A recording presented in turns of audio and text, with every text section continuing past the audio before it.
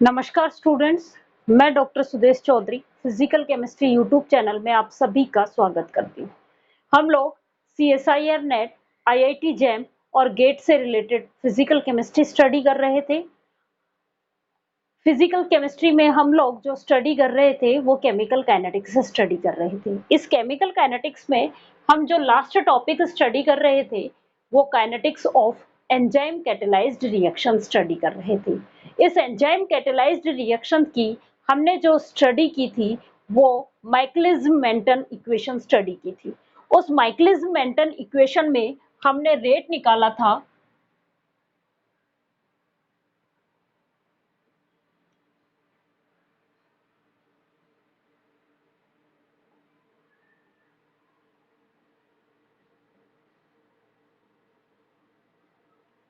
हम जो स्टडी कर रहे थे वो केमिकल काइनेटिक्स स्टडी कर रहे थे। केमिकल काइनेटिक्स में हम जो पढ़ रहे थे वो पढ़ रहे थे काइनेटिक्स ऑफ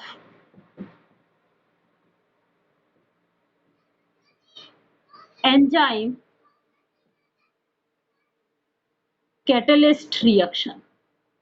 इस एंजाइम कैटलिस्ट रिएक्शन की हम जो मैकेनिज्म पढ़ रहे थे वो माइकलिस-मेंटन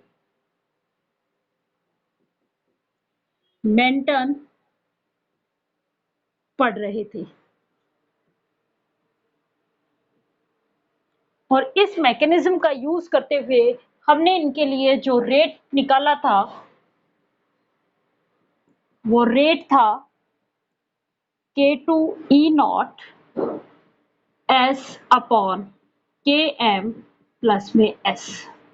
ये जो Km था इसको माइकलिस-मेंटन कांस्टेंट कहा था और Km की जो वैल्यू हमने बताई थी वो थी K2 plus K inverse upon K1।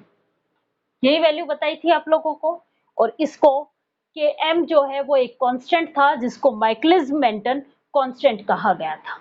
ये जो कांस्टेंट था इस कांस्टेंट को निकालने के लिए मैंने कल आपको एक ग्राफ बताया था जिसका नाम था लाइन वीवर बर्क प्लॉट। ये जो ग्राफ प्लॉट किया था ये हमने किया था 1 upon rate versus 1 upon substrate concentration, इसी के बीच में किया था और इसमें हमने इंटरसेप्ट और स्लोप की फॉर्म में निकाला था।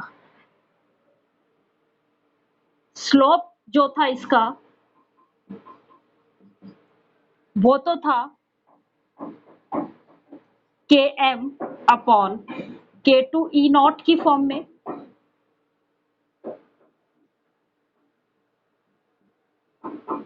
और इंटरसेप्ट जो था 1 अपॉन K2E0 की फॉर्म में। इन दोनों चीजों को यूज करके हमने Km की वैल्यू फाइंड आउट की थी और Km की जो वैल्यू निकल के आई थी हमारे पास वो थी slope upon intercept. Slope upon intercept value निकल के आई थी। यहां तक की हमने कल स्टडी कर ली थी। अब आज मैं आप लोगों को turnover number, turnover frequency, catalysis efficiency ये डिफाइन करूंगी और वो निकालना सिखाऊंगी। उनसे रिलेटेड हम क्वेश्चंस करेंगे जो क्वेश्चंस आपके आते हैं। तो पहले मैं स्टार्ट कर रही हूं टर्नओवर नंबर, जिसको TON से कहते हैं।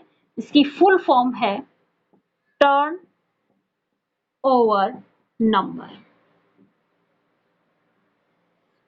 डेफिनेशन क्या है कि ऑर्गेनोमेटेलिक रिएक्शंस में नंबर ऑफ प्रोडक्ट्स किसके द्वारा बने, एक मोल कैटलिस्ट के द्वारा जितने नंबर ऑफ प्रोडक्ट्स के मोल्स बनते हैं वो क्या कहलाते हैं, टर्नओवर नंबर कहलाते हैं। दोबारा सुन लो, ऑर्गेनोमेटेलिक रिएक्शन में जितने एक मोल कैटलिस्ट से जितने नंबर में प्रोडक्ट बनते हैं वो टर्नओवर नंबर कहलाते हैं। तो डेफिनेशन क्या है? In organometallic chemistry, organometallic reaction, the number of, मैं डेफिनेशन लिख रही हूं, in organometallic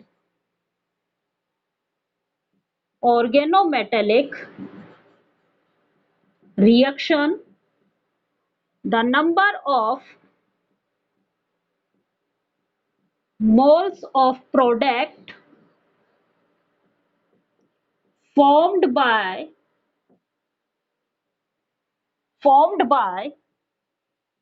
number of moles of catalyst, catalyst के कितने नंबर ऑफ मोल से जो प्रोडक्ट के नंबर ऑफ मोल्स बन रहे हैं, एक नंबर ऑफ मोल्स के कैटेलिस्ट से कितने नंबर ऑफ मोल्स के प्रोडक्ट बन रहे हैं, वो क्या कहलाते हैं? टर्नओवर नंबर कहलाते हैं। तो टर्नओवर नंबर को मैं क्या लिखूंगी? ऊपर किसके नंबर ऑफ मोल्स आ जाएंगे? Number of moles of product, और नीचे किसके आ जाएंगे? Number of moles of catalyst. Turnover frequency जो है वो है पर यूनिट टाइम, जो टर्नओवर नंबर है वही क्या कहलाते हैं? Turnover frequency. टर्नओवर नंबर जो है वो पर यूनिट टाइम, वही क्या कहलाएंगे? Turnover frequency. तो टर्नओवर फ्रीक्वेंसी की डेफिनेशन क्या बनी? टर्नओवर फ्रीक्वेंसी को हम किस फॉर्म में लिखते हैं?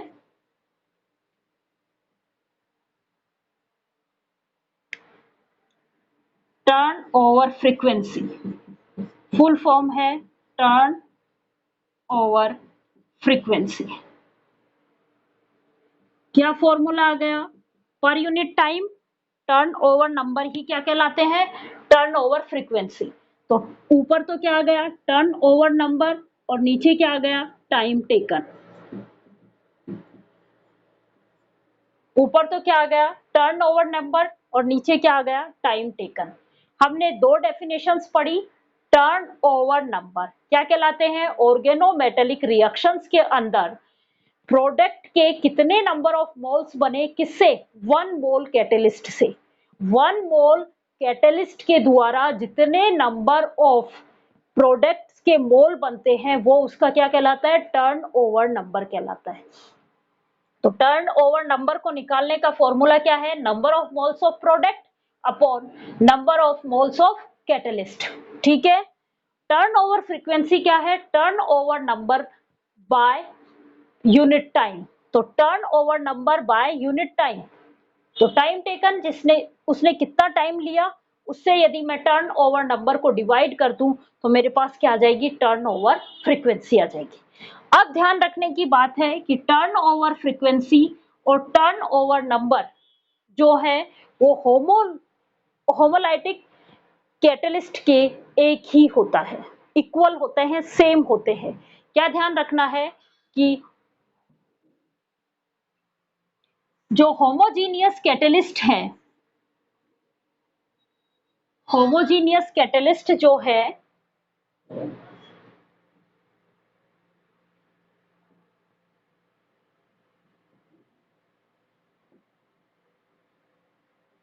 होमोजीनियस कैटलाइसिस रिएक्शंस के लिए, होमोजीनियस कैटलाइसिस रिएक्शन के लिए टर्नओवर नंबर और टर्नओवर फ्रीक्वेंसी इक्वल होती है। क्या ध्यान रखना है आपको कि होमोजीनियस कैटलाइसिस रिएक्शंस के लिए टर्नओवर नंबर और टर्नओवर फ्रीक्वेंसी जो है वो इक्वल ही होती है। ठीक है। और हम जो पढ़ रहे हैं वो एंजाइम कैटलाइज्ड रिएक्शन पढ़ रहे हैं। एंजाइम कैटलाइज्ड रिएक्शन जो होती है वो होमोजीनियस कैटलाइसिस रिएक्शन ही होती है। इसलिए यहाँ पे टर्नओवर नंबर और टर्नओवर फ्रीक्वेंसी इक्वल होती है। और वो किसके इक्वल होगी वो अब मैं आप लोगों को बता रही हूँ। टर्नओवर नंबर और टर्नओवर फ्रीक्वेंसी जो है वो K2 या K कैटलिस्ट के इक्वल होगी। अभी जो हमने ग्राफ प्लॉट किया था बेटा 1 upon rate versus 1 upon substrate, वहां पे हमारा जो इंटरसेप्ट आया था, याद रखो वहां पे जो इंटरसेप्ट आया था उसकी क्या वैल्यू थी?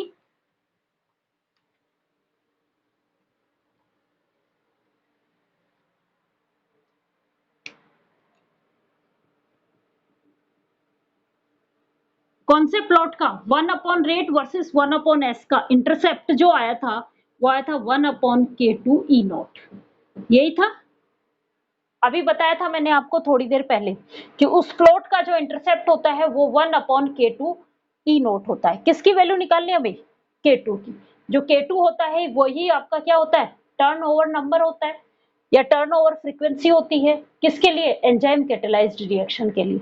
तो देखो आप इस K2 को निकालने के लिए ये K2 इधर ले जाओ और ये इंटरसेप्ट यहां लाओ, तो K2 की वैल्यू क्या आ गई? 1 अपॉन इंटरसेप्ट इनटू में E नॉट। इस फॉर्मूले का यूज करके हम क्या निकाल सकते हैं? टर्नओवर नंबर फाइंड आउट कर सकते हैं। तो आपको ये फॉर्मूला ध्यान रखना है कि टर्नओवर नंबर या टर्नओवर फ्रीक्वेंसी दें तो आप कैसे निकालोगे, जिसमें आपको 1 upon rate versus 1 upon S का इंटरसेप्ट दिया हुआ हो। और ई नॉट क्या है? Initial concentration of enzymes. जब मैंने आपको एंजाइम कैटेलाइज्ड रिएक्शन पढ़ाई थी तो वहां बताया था कि ई नॉट जो है वो इनिशियल कंसंट्रेशन है एंजाइम्स की। यहां तक आ गया समझ में? अब हम जो करेंगे अगला जो टॉपिक है वो है enzyme catalysis efficiency, catalytic efficiency.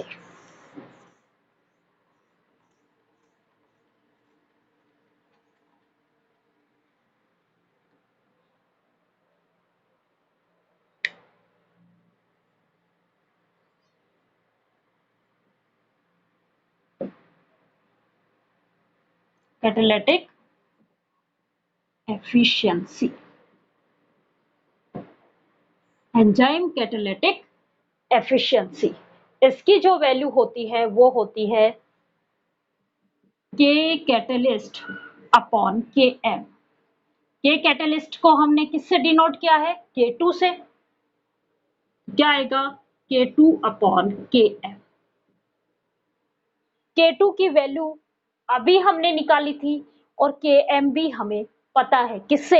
1 upon rate versus 1 upon intercept से। देखो हमें ये पता है कि K2 जो होता है वो तो होता है 1 अपॉन इंटरसेप्ट E नॉट, यही था।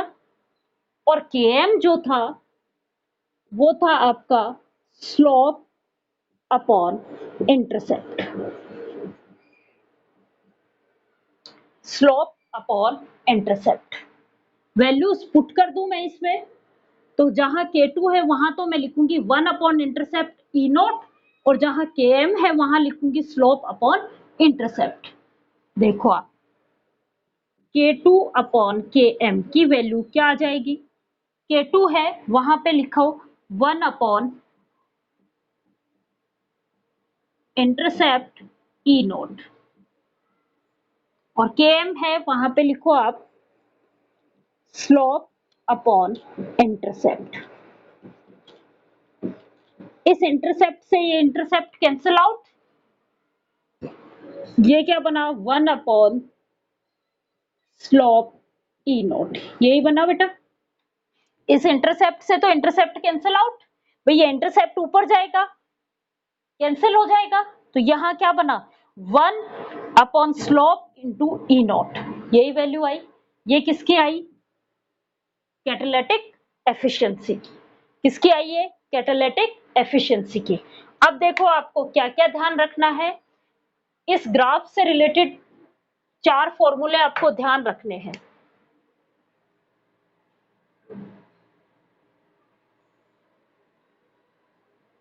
इंटरसेप्ट की वैल्यू क्या आती है आपके पास वो ध्यान रखनी है, स्लोप की वैल्यू क्या आती है वो ध्यान रखनी है, और आपके पास के एम की वैल्यू क्या आती है वो ध्यान रखनी है, टी ओ एन कैसे निकालते हो वो ध्यान रखनी है, और आपके कैटालिटिक एफिशिएंसी की वैल्यू ध्यान रखनी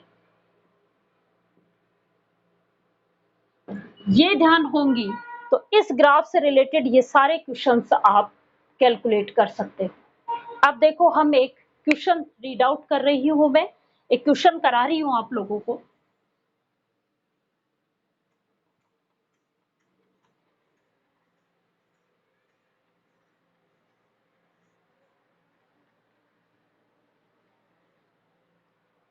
For an enzyme catalyzed reaction, a Lineweaver work plot give the following data। क्या दिया हुआ है आपको questions? For a enzyme catalyzed reaction, Lineweaver work plot give a following data। Data के तौर पे आपको क्या दिया है? स्लोप दिया हुआ है। स्लोप जो दिया हुआ है वो है 40 सेकेंड्स। इंटरसेप्ट दिया हुआ है, इंटरसेप्ट जो दिया हुआ है वो है 4 मिलीमोल DM-3 सेकेंड इनवर्स की पावर -1, ये दिया हुआ है। उसके बाद दिया हुआ है कि यदि initial concentration of enzymes, enzymes की इनिशियल कंसंट्रेशन दी हुई है आपको, if the initial concentration of enzyme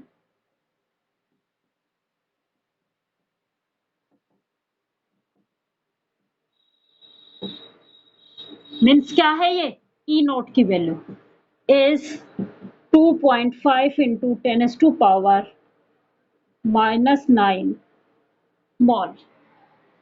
ये दे दिया आप लोगों को, तो आपको बताना है what is catalytic efficiency of the reaction. क्या बताना है? व्हाट इज कैटालिटिक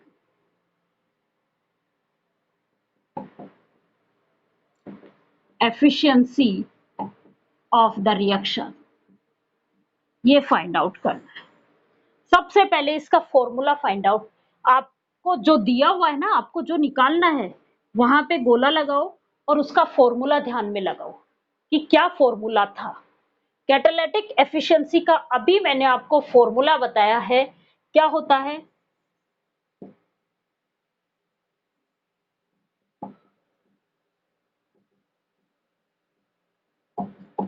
K2/Km, यही होता है।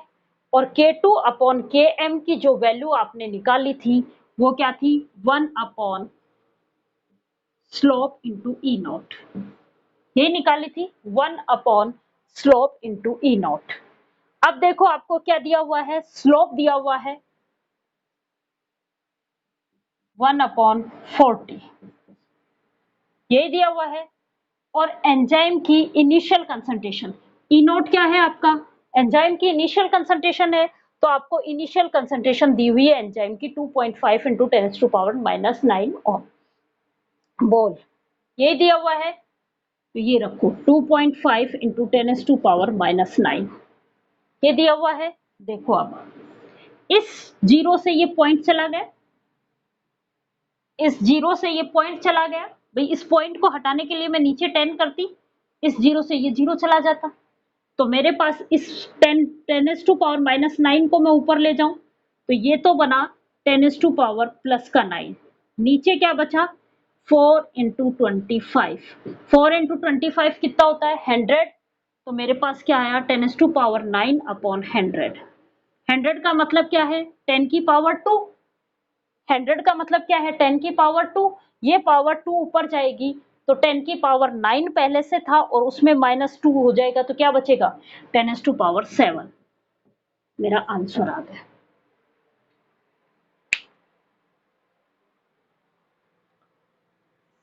एक और क्वेश्चन देखते हैं। इस तरीके के सिंपल क्वेश्चंस आते हैं, आपको तो फॉर्मूला ध्यान होना चाहिए।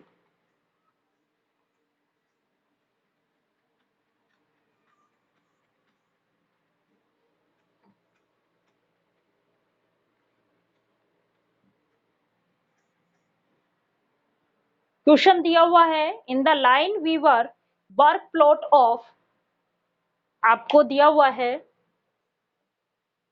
इन the line weaver work plot of, किस किस के बीच में प्लॉट बनता है वो भी इन्होंने दे दिया। 1/रेट, ये इस तरीके से लिख के दिया है, rate inverse and concentration, initial concentration of substrate inverse for a enzyme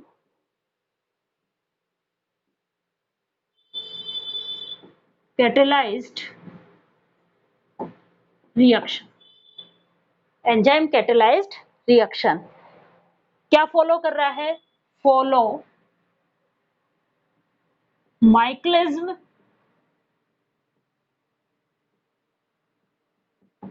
Menten mechanism. क्या फॉलो कर रहा है? Michaelis Menten mechanism.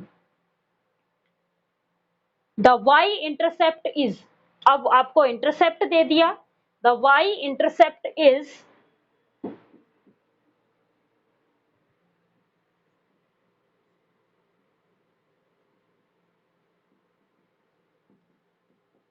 5000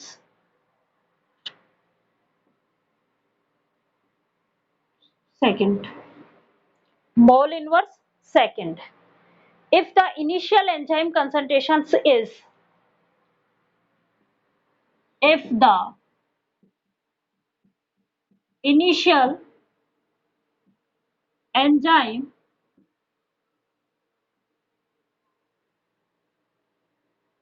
initial concentration of enzyme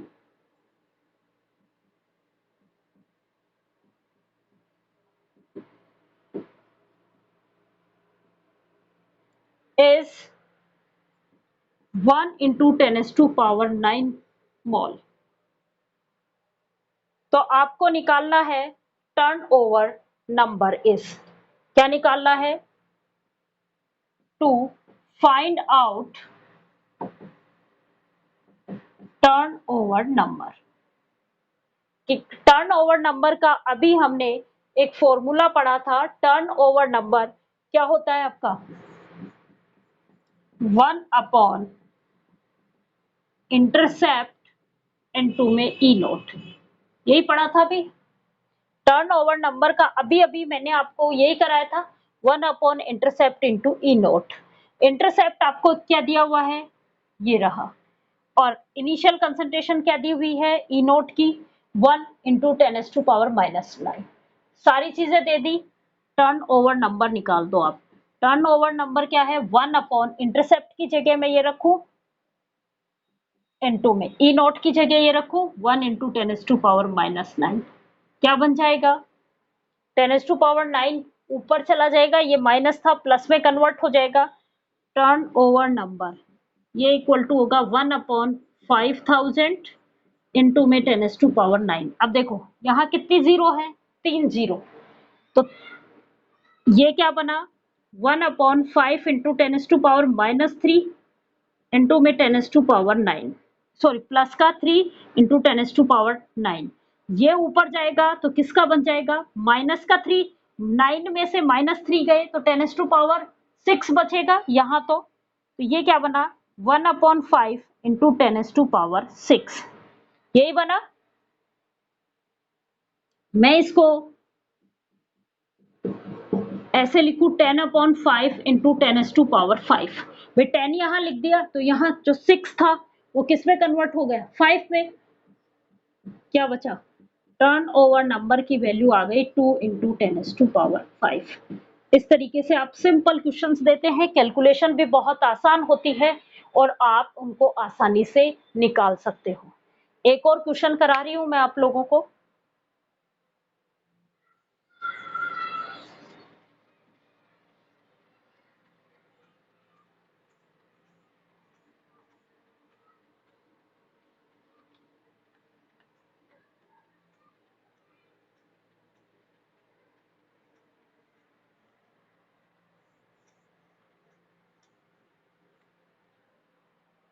For a enzyme substrate reaction, a plot between 1 upon rate versus 1 upon S.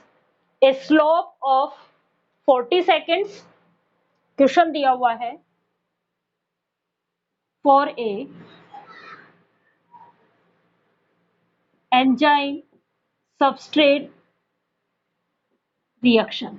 इसका मतलब कौन सी reaction है? Enzyme catalysed reaction, enzyme substrate reactions. ए plot between, ए plot दिया हुआ है between 1 upon rate versus 1 upon S, वही दिया हुआ है। तो कौन सा प्लॉट दिया हुआ है? लाइन वीवर प्लॉट दे दिया आपको, लाइन वीवर बर्ग प्लॉट हमें मिल गया। इस प्लॉट का हमें क्या दिया हुआ है? स्लोप दिया हुआ है, yield a slope 40 seconds, slope दे दिया आपको 40 seconds। if the enzyme concentration is, if the enzyme concentration is, enzyme की कंसंट्रेशन दी हुई है 2.5 माइक्रोमोल्स, 2.5 micromoles, then the catalytic efficiency of the enzymes, then the catalytic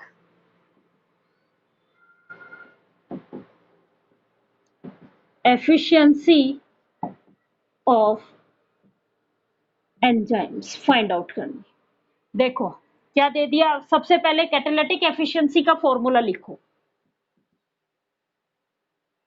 catalytic efficiency क्या formula होता है बेटा? 1 upon slope into में ई नोट।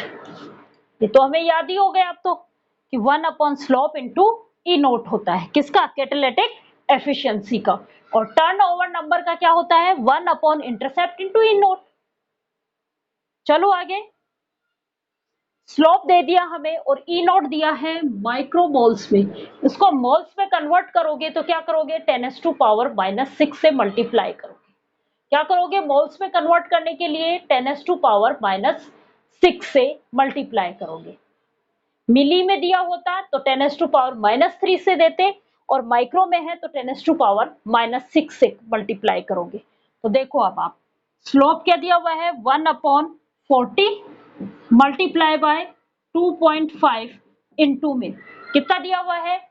माइक्रो दिया हुआ है, इसलिए मैं इससे क्या कर रही हूं? 10⁻⁻6 से मल्टीप्लाई कर रही हूं। ये आ गया, इससे ये पॉइंट चला गया, अभी सोल्व किया था।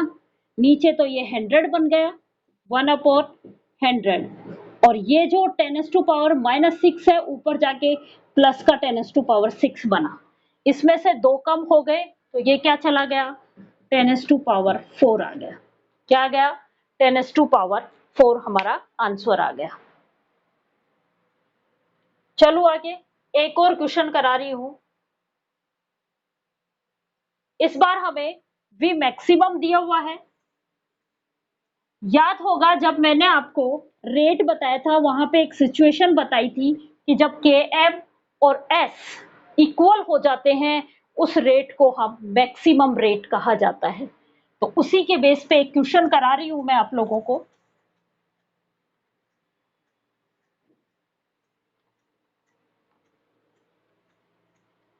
ये बहुत आसान होते हैं क्वेश्चंस, फॉर्मूला बेस पे ही है। यदि आपको फॉर्मूला याद है तो आप इजीली कर पाते हो इन क्वेश्चंस को।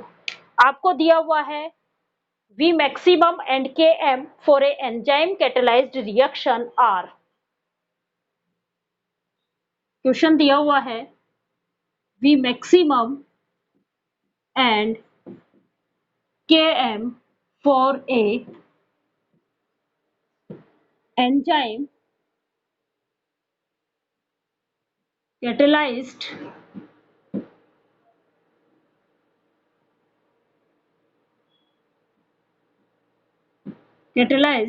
reaction R। इनकी वैल्यू दी हुई है। V मैक्सिमम की जो वैल्यू है वो तो है 2.0 इंटू 10⁻³ मोल सेकेंड इनवर्स, ये दी हुई है। और Km की वैल्यू जो दी हुई है वो दी हुई है 1.0 इंटू 10⁻⁻6 मोल, ये दिया हुआ है। आपको निकालना है रिएक्शन का रेट जब सबस्ट्रेट की कंसंट्रेशंस भी दे दी आपको। Calculate the reaction rate